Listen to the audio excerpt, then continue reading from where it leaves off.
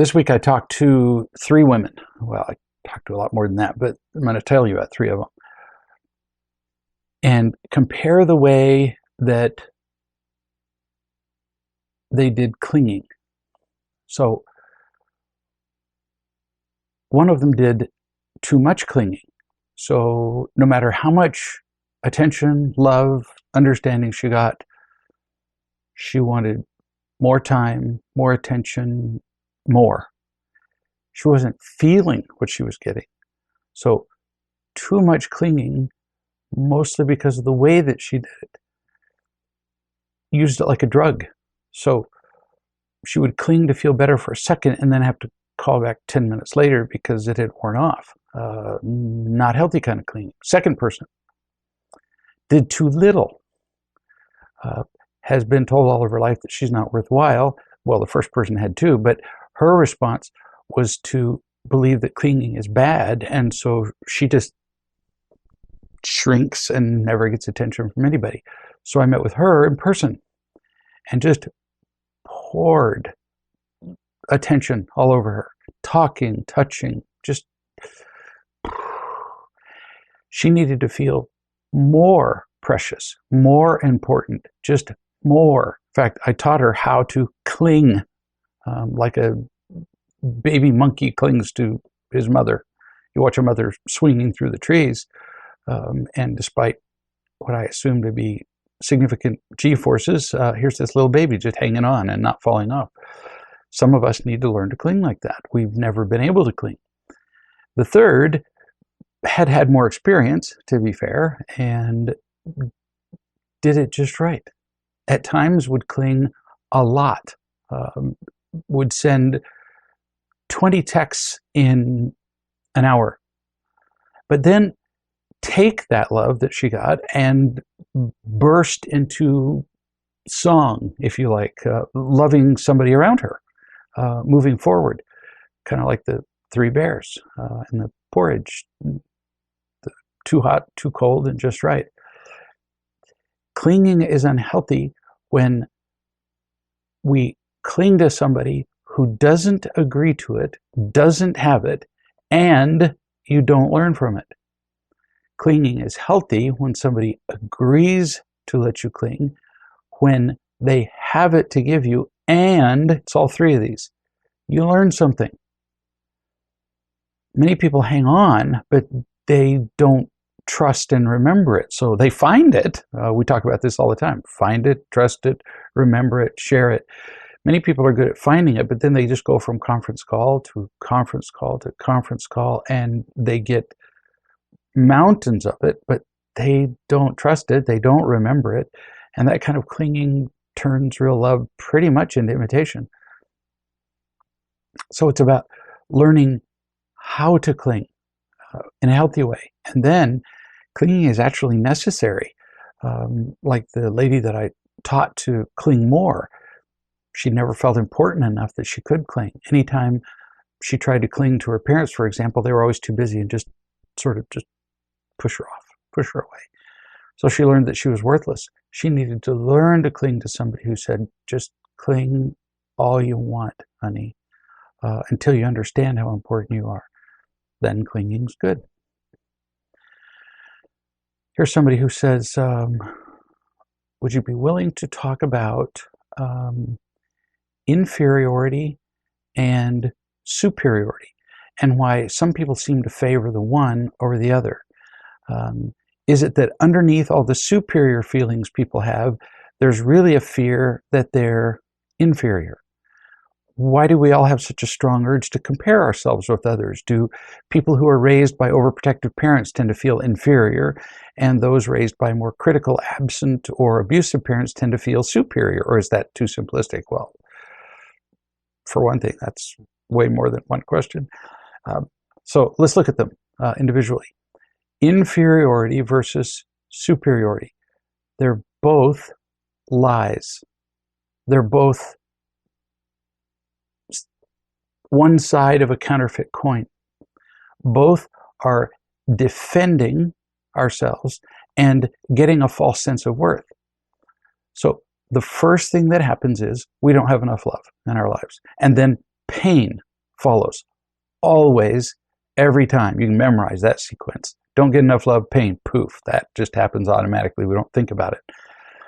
But the lack of love generates two things at the same time: pain and a sense of worthlessness. So why worthlessness? Because we reason, although we rarely do it consciously, that the only reason we're not loved is that we're not worth loving, right? I mean, what other reason could there be? So following the wound of no love is both a sense of pain and worthlessness. Both are utterly intolerable. So what can we do? All right, with feeling inferior, it's kind of obvious. Worthless is inferior. Part of inferior just is feeling worthless. So that would be where a sense of inferiority comes from. Feeling inferior isn't really a reaction. It's the same thing as feeling worthless, just a synonym for worthless. But part of inferiority is a reaction. I can use my feeling inferior to both get and protect. So let's look at how we would use inferiority as a getting behavior. If I act inferior everywhere I go, I'm going to get sympathy from people. Oh, well, I just can't do it because I'm just stupid. So I'll get sympathy. I'll get people to encourage me. I just can't do anything. And people say, oh no, they'll gather. Oh, you can do that. Now, it's been proven by studies that women are far more likely to do that with other women who feel inferior. Men just pretty much grind their faces into the playground. We get attention from acting inferior, and we get a kind of role in life by acting inferior. You hear this when people refer to somebody as, well, don't bother her, she's just so shy. See, so shy is a role, and a role as an inferior person, or so shy, or so worthless, is better than having no role at all, crazy as it sounds. How would we use inferiority as a protecting mechanism? If I feel inferior, then I would withdraw from risk. I wouldn't have to take risks. I wouldn't take the risk of being in pain. And I avoid responsibility, because the person in the group who goes, so something has to be done, something creative or something bold or something difficult. And there are 3 or 4 people in the group, and one person just goes, don't ask me because I don't know how to do anything. Well, nobody's ever going to assign the difficult responsibilities to that person. So they use it as a way to avoid responsibility and to make them feel safe. Now, how would we use superiority? Well, the getting is kind of obvious. People who feel superior, or at least act superior, are getting praise, power, sex, money. Sometimes they appear to be confident, which is one of the ways they get all those things. But in truth, it's not confidence. It's just arrogance, which is a counterfeit for true confidence. They get a sense of role. The people who act superior are called upon by the teacher for the answers in class. People need a solution to a problem. Oh, the answer? Me, the superior one, the master of all knowledge and solutions. So we get a lot out of a sense of superiority. Superiority also protects us. At least temporarily, when we act or feel superior, it erases the baseline wound of feeling worthless. When we act superior, we carry a bigger gun, which keeps other people from attacking us because we intimidate them. It keeps criticism away just by sheer intimidation. I can remember that I had teachers in high school that just because I acted falsely confident in my intelligence, for example, I could intimidate teachers in high school to not ask me or to not argue with me, to not criticize me, because I let them know with a sense of superiority that how dare you criticize me, even when what I was selling was crap, just by intimidation. So why would we learn inferior versus superior? Depends on lots of things. We might learn it from one parent who's a model. For example, if being inferior or superior works for a particular parent, well, then I'll try that. And that would work for both being superior and inferior.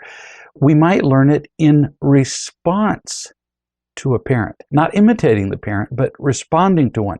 So if we have a superior, confident parent, we might tend to take on the inferior role, kind of constantly surrendering, which would avoid attacking and criticism and give us a place in the family. Or we may act inferior to get along with an inferior parent so that we've got two victims whining together. Or we may take on a superior role to take care of an inferior acting parent. Many kids adopt a superior role.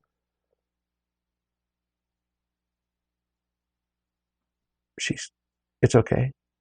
She's just clicking all over the place and making me crazy. So I should wonder. Okay. Some children are taught to take on the superior role to take care of a parent who is inferior. So the play between superior and inferior all depends on pain, what we learn, what we get out of it. And sometimes we do a mixture of both. I personally, for example, felt inferior at home. My father had all the guns, the pistols, the rifles, the shotguns, and all the shells, and I had nothing. So at home, I was very quiet, never said anything, never argued, virtually never spoke. At school, I was inferior or felt inferior and acted inferior in social circles, but in intellectual environments, I was the king of the world and acted the role. So we might do a mixture of both depending on where we are. So it's obvious that inferiority, superiority are not innate qualities. They're responses to not feeling loved and to the pain that follows. Here's somebody who says, can you be in love with more than one person at a time? Can you love two people at the same time? Yeah, since falling in love is a matter mostly of just instant chemistry, it's an assessment of imitation love. Put a guy on a beach with a bunch of women in bikinis and he can be instantly in love with 20 women in seconds. So it's not difficult to be in love with more than one person.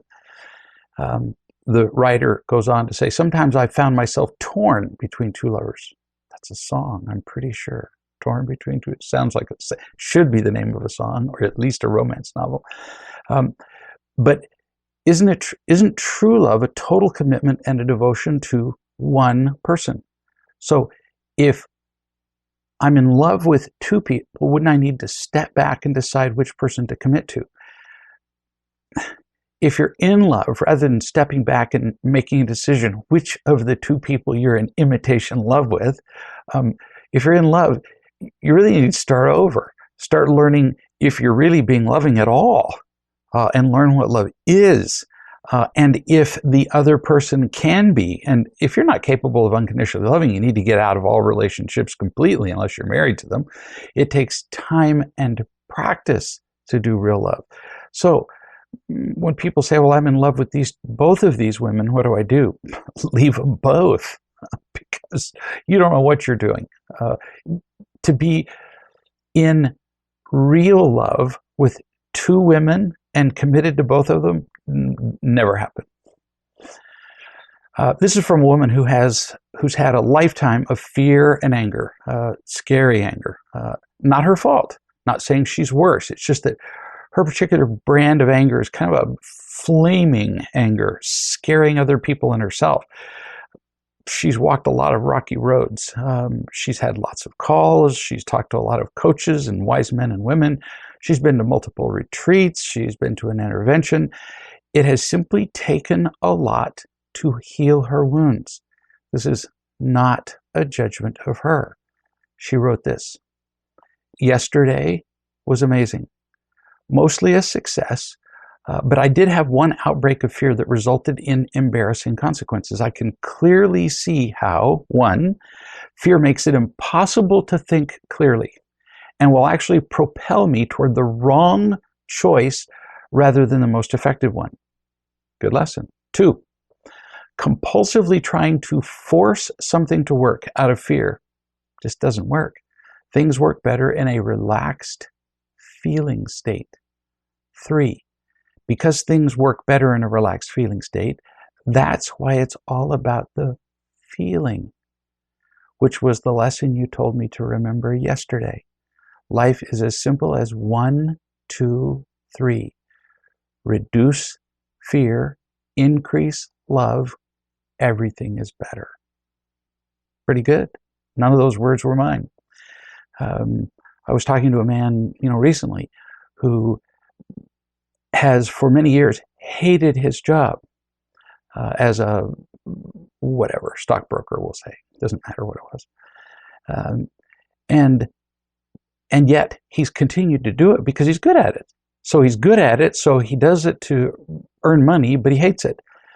But see, he's never felt loved in all that time. So what we do when we're miserable is we got to have something to point to. And since he spends 10, 12 hours a day trading stocks, where it completely occupies his mind, it's the easiest thing to point to as the cause of his unhappiness, because he's not in a relationship. Had he been in a relationship, he would have blamed her. So he said, my solution is to just quit doing this, even though he spent a lifetime acquiring the skills to do it. Actually, it was more of a professional job, like, say, a lawyer. So he would have had to have given up all those years of schooling to quit being a lawyer. Well, you could, or you could do what we're doing now, he and I, which is he's learning to feel loved and happy. And even though he quit his last job, what I'm suggesting that he do is, at least temporarily, because these are really valuable skills on the market, get a job as an attorney, even if it's a temporary job. Through a headhunter, they can find you jobs where they need an attorney for 3 months or an accountant for 3 months or whatever. Get a job using your skill set and then practice feeling loved and happy while you're doing that job, because you can. If you feel loved and happy, you can do almost any job and be happy. Once you're a happy attorney or happy accountant or happy grocery bagger or whatever, then if you discover, there's something I'd rather be doing. I really would rather do wildlife photography in Tibet. Great. But never make great big career decisions or relationship decisions like getting divorced while you are unhappy, because how are you going to know whether it's your job or your partner or where you live? That's another thing not to decide, or the house that you live in, when very likely the cause of your unhappiness is you. So solve the happiness problem, then make decisions about career, house, job, where you live, and all that other stuff. Sylvie's story, except I think this one is about Bruce, her brother. Jeanette, Bruce's mother, writes, Bruce hates to be forced to do anything.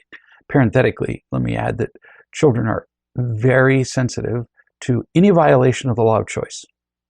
It's almost like they have a little meter that just goes off in their head when you try to control them. Jeanette continues, so he listens far better when he's not forced to do something. In fact, if I tell him he has to do something, he'll bristle and not do it just because I told him he has to. So Jeanette has learned to approach him in a different way by beginning things with, you don't have to. And then he listens. He listens beautifully. So Bruce will go to run on a wet floor. Bruce is 3. And as you know, 3-year-olds they barely stand up as it is, but 2-year-olds even worse. And Jeanette says, now, you don't have to walk, as opposed to what do we usually say to kids? Walk, don't run. Well, with a strong-willed 3-year-old, that's like, now he has to run because you've ordered him not to. She says, you don't have to walk, but if you run, you'll probably fall down because the floor is wet. And then what does he do? He hears this perfectly sensible reasoning and he walks. He remembers the times that he has fallen when running on slippery floors. He scrapes all the sauce off his pizza. And she says, you don't have to put the sauce back on, but then you won't be eating pizza. And see, this is very sneaky on his mother's part. Bruce says, I love pizza. So he scrapes all the sauce off and she says, you don't have to put it back on, but then of course you won't be eating pizza, which you love. You can just see him going, wait a minute. I think I'm being tricked here. I'm pretty sure. But then he puts the sauce back on the pizza. Where possible, it's just infinitely preferable to give kids choices. Pretty much people too. People don't like to be ordered around. This is somebody who says, my name is Sarah, and now I can't remember whether that's actually her name or I was supposed to change it. I've known about real love for a while, but it wasn't until last week that I really submerged myself in it. I wanted to share the results that I've already seen in my life a week and a half later. I'm a young married mother of a 3-year-old boy, 10-month-old girl. I soon found that real motherhood is much more than birthing a baby. Yeah, no kidding. I was overwhelmed, resentful, and just miserable. I tried really, really, really, really hard to fix myself and to love being a mom because, that's what I was supposed to be doing. But I still felt like a terrible mom who was wounding my kids probably every day. I was starting to question whether something was wrong with me. See where this goes quickly? It can be a very helpless feeling. Early parenting is indescribably difficult. In many European countries, for example, you have a baby and it's mandatory that your job pay you for a year while you adjust to early parenthood. In fact, in a couple of Scandinavian countries, they give the fathers 6 months off so that they can bond with the kids. In the US, you sort of push the baby out and they ask you, what time are you going to be back to work? Or you could take unpaid leave for 2 days, I suppose, if you wanted. It's very difficult being an early parent. Actually, it's difficult than for the rest of the kids' lives. Teenagers are worse, and then you discover that when you have adult children, you have to help raise. Parenting's difficult. Last Monday, Sarah says, I was pushed over the edge. I felt hopeless about my kids. My son had recently started to become very aggressive toward my daughter. He would hit her, push her, sit on her, pinch her, and he was rebelling against me like crazy. I was crying and yelling multiple times a week. It was exhausting, and I knew I couldn't keep it up. I was praying and praying that God would lead me to something that could help me stop hurting my children and that could bring me some peace. I've been in that place. And there have been times where I thought I could hear God say plastic bag, but I was pretty sure that was wrong too.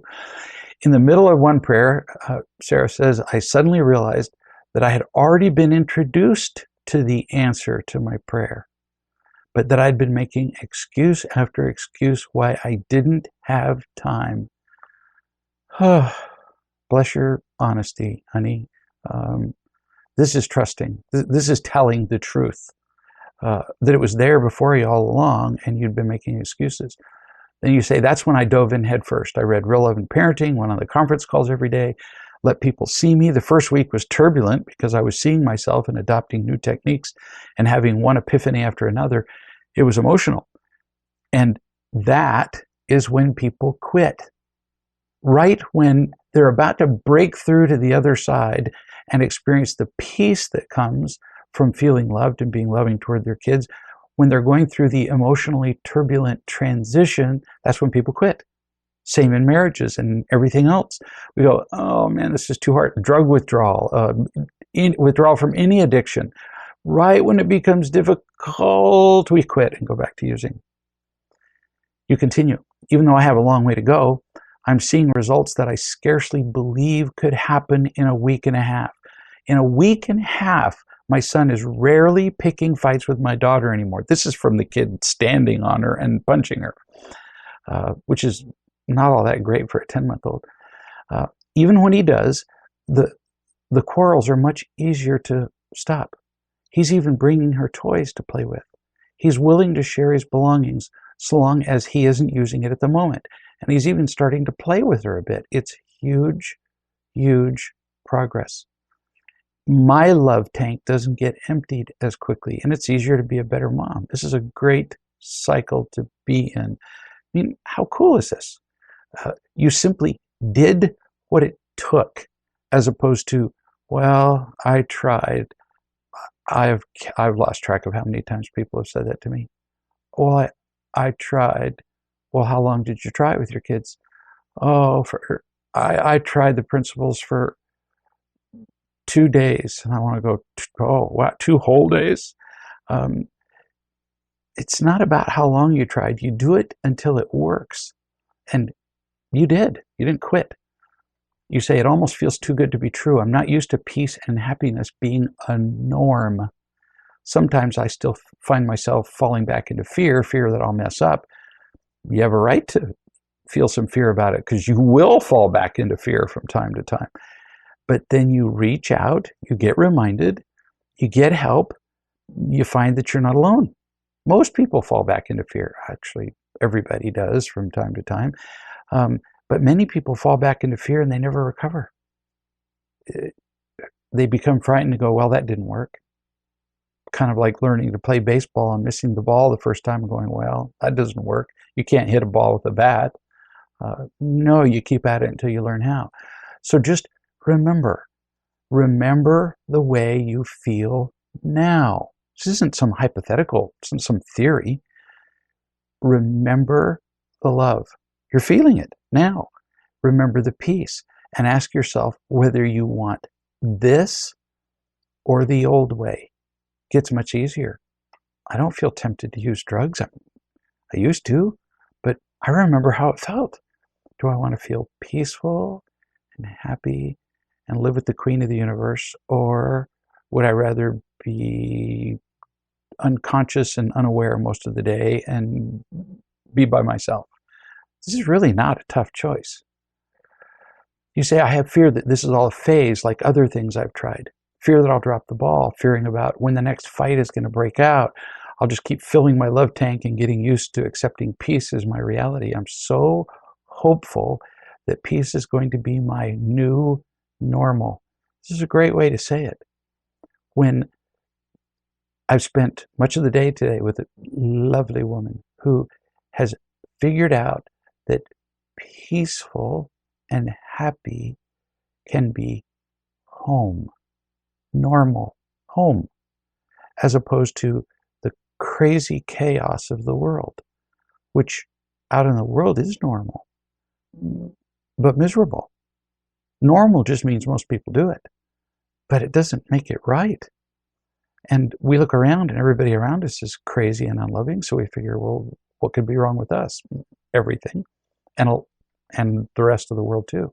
So remember this feeling and stay with people who can love you, and peace will be your new normal. You'll keep coming back to it no matter how many mistakes you make. You say, I can't wait to meet up with my husband with a full tank of love. He had to move to another city a few weeks ago for a new job, and we're soon going to move to be with him. I feel like I could burst with gratitude for real love, for the two women in real love who helped me figure this out. I'm just happy.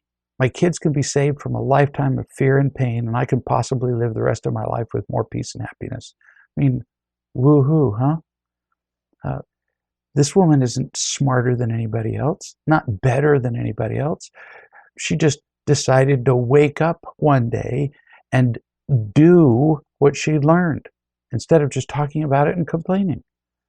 That's all we have to do. This is an example of what we talk about every video chat. This is trusting. She didn't just read the book and go, well, I tried that and it failed. No, she trusted that it would work if she did it. And in a week and a half, everything's different. She'll screw up, but then she can keep going. Here's somebody who says, last night I listened to Pete's conference call where he shared something you'd recently taught him around his relationship with his wife, Nikki, that if they're both in fear, he, being emotionally stronger, this doesn't mean better, had to put aside his fear and love Nikki through her fear. Now, I've heard this before in your blog, that whatever partner has the strongest need to be loved takes precedence. In every couple, there's almost always one partner who has more ability to put off their fear or to put off satisfaction of their needs better than the other partner. Doesn't make them a better person. It's just kind of a matter of their personality, perhaps, or their life experience. And that's the person who has to put off their fears, put off the satisfaction of their needs, pay attention to their partner first, pay attention to the person who's on fire. And once that fires out, then your partner can help you with whatever it is that you need, whether you have a fire of your own or whether you have needs of your own. But if both of you insist on satisfying your needs, both of you insist on the other person eliminating your fear at the same time, you're both dead. So somebody has to make a decision.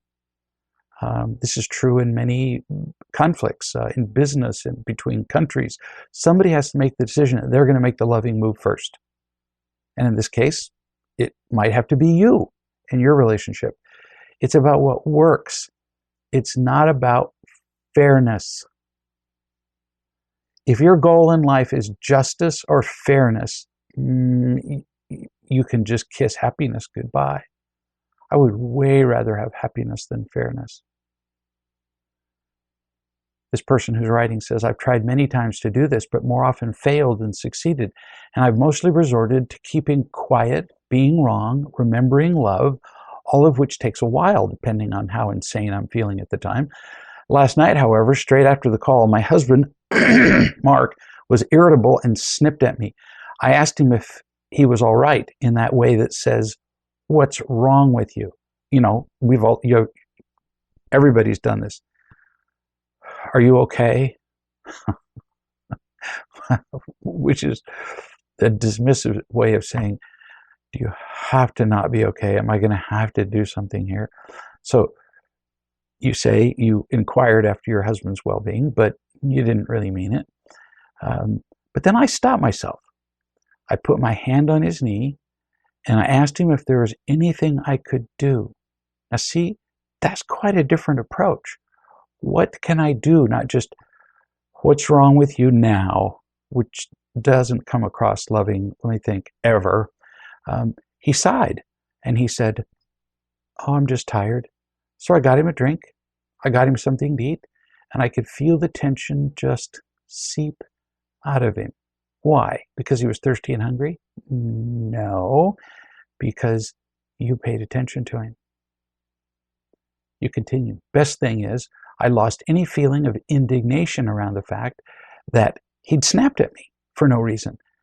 I felt happy. It was a bit of an aha moment for me. So this is how this works. I think it may be the first time that I've ever managed to love him after he's directly attacked me. This should be a celebration. Yeah, this is how it works. And after you've managed to shut your mouth and see to your partner's needs the first time when they've attacked you, it's much easier to do the second time. So, way to go. I said that to somebody today. Now that you feel this sense of completion, this sense of fulfillment, this sense of peace and feeling loved, now you take this home and you give that to your partner freely because you've got it to give. You don't need another reason. It doesn't matter what's fair. You've got it to give and they need it. That's it. You conclude, we spent the evening cuddled up watching a movie. He thanked me last night, again this morning during our family meeting for being so sweet. Cool to see and feel how a different ending can look. Because every time he has snapped at me before, I have snapped back and it's ended badly every time. And this time it didn't. That's huge. I won't always be sane enough to make this happier choice, but at least now I know what it looks like and feels like. Baby steps. Success. I love it. Way to go. Again, another example of trusting. She could so easily, when he snipped at her, have rationalized, well, he snipped at me, to be fair, I'm going to have to snip at him back, or see, then I would be one snip down. She didn't do that. She just loved him. Turned out beautifully. A lady wrote, I have a friend who just loves praise about everything. How her house looks, her silverware, the food she serves, her hair, her clothes, just everything. So I give it to her. I praise her. How do I know that I'm not just kissing up to her for myself? Actually, it's pretty easy. So 1, do you feel compelled to praise her? Like you have to. If you do, you're doing it for yourself to get rid of that feeling of compulsion. 2, do you feel disappointed if she doesn't respond positively to your praise, if she doesn't light up? Those 2 questions will answer whether you're doing it for you or for her. I have people in my life that I praise. Now, people in real love, not so much. But there's a man I know, and I visit him from time to time, and his greatest joy in the world is his lawn. Really. No kidding. Talks about his lawn, mows his lawn, plants his lawn, waters his lawn, fertilizes his lawn, talks about his lawn, sits on his front porch and criticizes how everybody else in the world's lawn doesn't look as good as his. So when I visit him, what do you think I do? I go out on his lawn. I'm not kidding. It's not like he asks me about his lawn. No. Just that if we're sitting out on the porch, I go out on his lawn and I lie down on his lawn and roll in it, which is really very fun because in Georgia clay, you can't grow lawn like they do in the dirt that he has at his place. And I tell him it's the most glorious lawn in the world. Now, why do I do that? Because I care that much about the lawn. Actually, I am jealous of his lawn because, wow, their soil is amazing. I do it because he likes it. Because it's really the highest form of happiness that he can fathom. He gets unconditional love a little bit, but it really matters to him. So it's a kindness to him. I don't praise him so he'll like me better. I don't feel compelled to. Remember the 2 questions? Do I feel disappointed if he doesn't respond positively? Nope. This person says, I've been writing about my purpose, and this came through so clearly, I wanted to share it with you. Thanks for helping me to see these things. Should have read this beforehand. Or I fill my life with love, real love, taking all challenges to spiritual people and practice. She's just describing her life purpose. Forget the first part. I should have weeded those words out. She's just trying to figure out her life's purpose. And I've been talking to her about her life's purpose, and she wanted to share that with me. She wants to fill her life with love, and she wants to take this to people in spiritual communities and practices with a commitment to love and not be in fear. Then this is my core purpose, to choose love in every situation, personal and professional. Great core, good start. My purpose, she continues, is to choose love and transform fear in every moment. How that works in specific situations will vary, good call, but living from love is my primary work. God will guide me if I listen as to how specifically to enact this and with whom and for whom. Essentially, God is my employer, and a bountifully rewarding one at that. God's a riot. Happy to speak to us all the time. All we have to do is listen. Sometimes it may seem to be difficult, but it beats the trash out of wandering around blind. You continue. Listening to how I am called is how I participate in God's plan for me. I don't need to figure anything else out. Just listen. All good things come when I let go and I let God move through me, move me, touch me, and others through me. My job description is to listen, let go, lead with love, face and transform fear. Now, if you don't believe in God, you don't have to involve God in any of that. Listen to love then, whatever. Lead with love. Use love as your foundation. But if you build everything on top of that, on top of loving, you can do anything. Like the attorney that I was talking about, who wanted to quit his job because he hates his job. Now, it's not about hating his job. He just doesn't feel loved, so he hates his life. You continue. This comes through so clearly after a lifetime of trying to figure out just the right move, desperately running from and avoiding people, organizations, groups, and family members. Who's safe? Who's trustworthy? Where can I be myself? These are the questions I ask when I think it's all about seeking the right conditions and circumstances for me to feel good. Pay attention to what she just said, because most of us do this. These are the questions, she says, I ask when I think it's all about seeking the right conditions and circumstances for me to feel good. That's what everybody thinks. If I'm around the right people and if I have the right job and I make the right money and nobody, then I'll be happy. No. She continues, fear drives these questions. The gate for me to live comfortably has become too narrow to do anything but judge other people, isolate, avoid, and run. I can never be myself when I do it this way, asking questions out of fear or trying to find the right circumstances and people. It's not about eliminating fearful scenarios. This is beautifully said. We figure that the solution to being afraid is to eliminate the things that we believe make us afraid. No, it's not, because those are never done. She said the solution is being liberated through love. That's my true calling. I may still say no when I'm loving, separate from relationships. I may end relationships, manage my expectations and commitments, but I do so from love, not fear. That is a cool life statement. And see, that's a statement, a life statement overall. You could add on top of that being a lawyer, doctor, Indian chief, fireman. It doesn't matter. Those are just details. But that's a great life statement. Here's a mother who says, at tuck-in time, I usually just lie on the bed and I talk with each kid about the day or whatever they want to talk about. Hobbit is 6 years old, and I was discussing different things. Like, I love this list because she obviously has a 6-year-old. Hiccups, evolution, bacteria, fish. And at a certain point, I was trying to explain to her about human beings being around on Earth for a long time. And I said something like, I'm your mother, and I had a mother, and her mother had a mother, and her mother's mother had a mother, and on for a long, long time. And at this point, she blurts out, thank you for making me be born.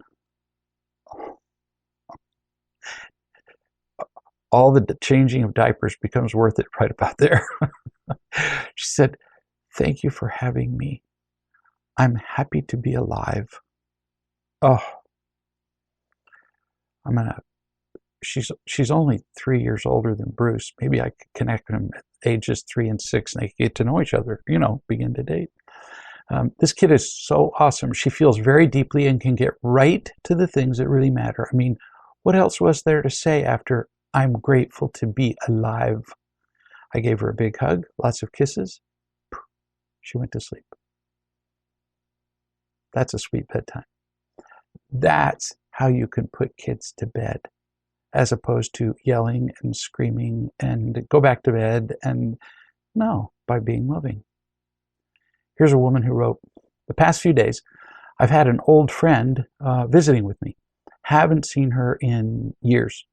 But my husband was annoyed at all the time that I spent with my friend. He said that he didn't feel important. He said, the marriage book says, I love it when spouses quote the marriage book because they never quote it to call themselves to be accountable. They always quote it to make their partner more accountable. He said, the marriage book said that he should be my number one. Well, he is your number one, but he's your number one overall. Now, pay attention because I'm not just playing with words here. He can be your number one priority overall while you are often paying attention to other people. So Donna is my number one, no doubt about it. No doubt in my mind, no doubt in her mind. But that's the overall emphasis. But I can't demonstrate or prove to her every minute that she's number one by my prioritization of time.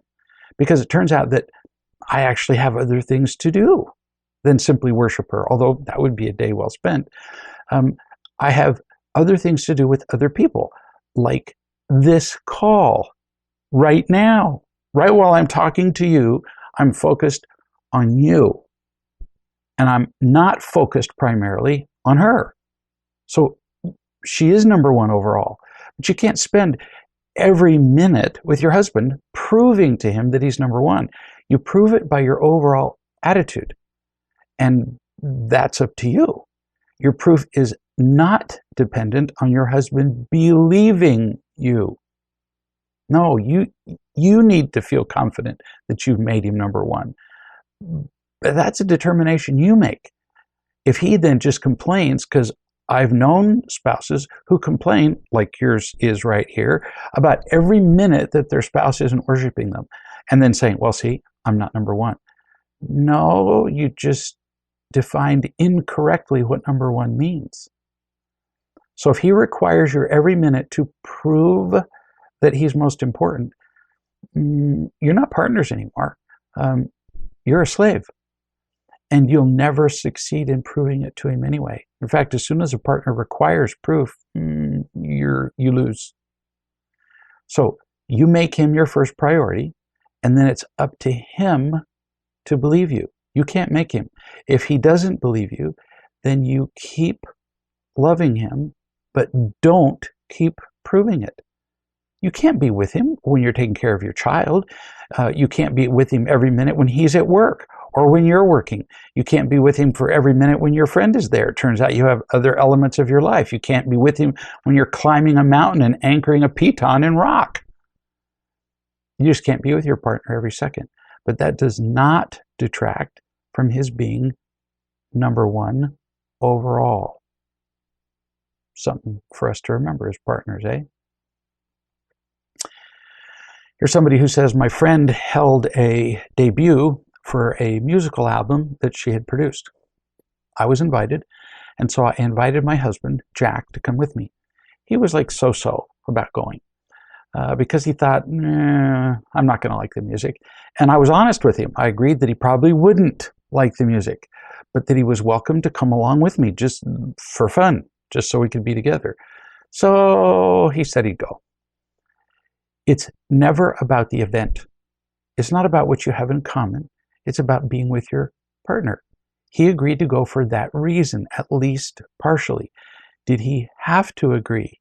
No. And that's important to know. You don't ever have to agree to do everything with your partner. You're going to have different interests. You continue. After we got there, Jack was angry the whole time for no apparent reason. So apparently his reasons for going were not pure. Judging everybody silently. I was irritated at first, and then I realized that he just really didn't know how to connect with these people. In fact, he's not all that great at connecting with people. So I pointed out some really cool truths that my friend had been sharing about herself, both personally and in her music, and how it takes a lot of courage to do what she does. Jack was still being stinky. So I kept being loving to him and explaining what he was obviously missing from the gathering of people and from the sharing of my friend.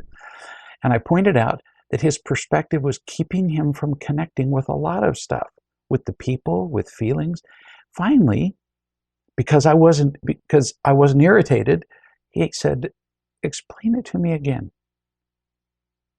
Then while we were leaving, something clicked in his head, and he just became giddy because he realized that the whole time while we were at the event and he was being snotty, I was responding by loving him. So notice, it wasn't about the event. To everybody that's listening, this woman simply loved her husband while he was being, in her words, stinky. She could have so easily justified arguing, sulking, being angry, attacking him, leaving. I mean, after all, he said he'd come, and then he turns into a stinker. Easy to justify a snotty reaction on her part. But she didn't. She chose to trust in the power of loving him. She chose to trust him that he would feel her love. So she loved him, and he loved it. It's always about the loving. Here's somebody who says, I've been listening to your archived video chats for the last week. I'm learning a lot. I especially love the analogy about how clove oil can be used to instantly relieve tooth pain, and that we can use truth and love in that way. Instant relief and also healing. I liked how you explained how really simple it is to remember love and trust it. And I want to tell you that I've just recently finally gotten through my head what the 5 truths can do for me. Hooray for you. You keep going. I started seeing the contrast of when I have felt good compared with when I seem to get what I would call a feeling of panic or anxiety. I've had this happen my entire life as a reaction to something my dad did or was going to do, and my pain became, the way you described it, a part of who I am, or of the fabric of who I am. I've truly felt like a victim of it all my life, and I thought I couldn't do anything about it. I first remember feeling that scary panic standing in my closet at age 8, wondering what was wrong with me. I hear these memories from people all day. What we learn early tends to stick. It all seems to make sense in its own crazy little box because our own crazy little world's the only one we know. So here's this little kid at age 8 feeling panicked and scared, and that becomes normal. But we can change all that with the truth and with feeling loved. You keep going. I decided to put a note on my mirror with the 5 truths on it. Then I wrote it on my phone till I memorized it. I started saying them as many times as I need to when I started panicking. It's interesting to mention that I couldn't always find a reason why I started feeling bad, but that it just seemed to come out of nowhere. Thoughts of the past, terrible thoughts, fears, do come out of what appears to be nowhere. 2 neurons fire in the brain for no apparent reason, and poof, you've got some past memory. Blame the devil, whatever. Doesn't matter where they come from. Who knows? Who cares? What matters is that we can replace them. You keep going, no matter. I just stopped trying to find out why and went right to the truths. Bless your heart. Overanalysis is just way overrated. For the first few weeks, it would happen many times daily because we were moving and there were a lot of stressful things going on. It would sometimes take me 10 to 15 times of repeating the truths. Gradually, it would take less and less times. And it seems like a miracle, but now I only have to say it like once, quickly in my mind. And I actually forget that I was ever anxious. The feeling just leaves and I go on with what I was doing. Most days, I don't ever feel any panic. Miracle. For everybody who's listening, this is just one of now hundreds of examples that we've been talking about during the video chats of trusting. So we're always trusting something, really. So you can trust your past that's made you miserable, or you can trust new truths in the present. You can trust fears, or you can trust love. This person chose to trust the truth and love. I'm thrilled for you. You keep going. How you explain the healing we can do, and to the extent that we can do it, even though the wounds are still there, rang so true. I know that even though I may still have the scars there, I'm responsible for what I do with my thoughts when they intrude into my mind. I have pictured you more than once holding me and just loving me, no matter what. And it helps to remind me that these truths are powerful because I have lived them. Beautiful. There's nothing in the world like living a principle, is there? Not a thing. You can talk about it all day long, dissect it, analyze it, living it.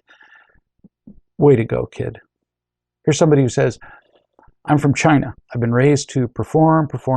And after learning about real love, I realized that I use praise all the time as a form of imitation love. I'm well aware of that culture. I've spent a lot of time with thousands of Chinese people. hardly a unique characteristic to the Chinese. But overall, the need for praise is stronger there.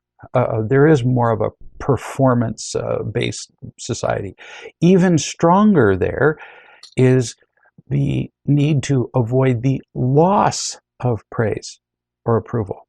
Loss of face, they even call it in China. Unthinkable. The shame, the guilt that happen when you lose face. You continue, I have very strong family ties. Good choice of word, ties. Many families don't feel connected at all, just tied, like with rope or chains. It feels a kind of almost like close, but only because these families are always doing things together or talking or whatever. But it's obligation and guilt that ties them together. It's not genuine connection. My mother and older sister fight all the time, and I moved out because I didn't want to participate in this any longer. But my younger sister constantly makes plans for the family and includes me in the plan, so I feel stuck. Only you can decide this, but consider this question. As you grow in real love, as you feel accepted, what happens to this feeling of being loved when you're with your family? Do you empty out? If so, then very often staying away from them for a while is necessary. It's easy to explain. This is you continuing to talk. I'm working on some issues with myself and I need to be alone for a while. Oh, excuse me. Back up. I was talking about how staying away from them for a while is sometimes necessary.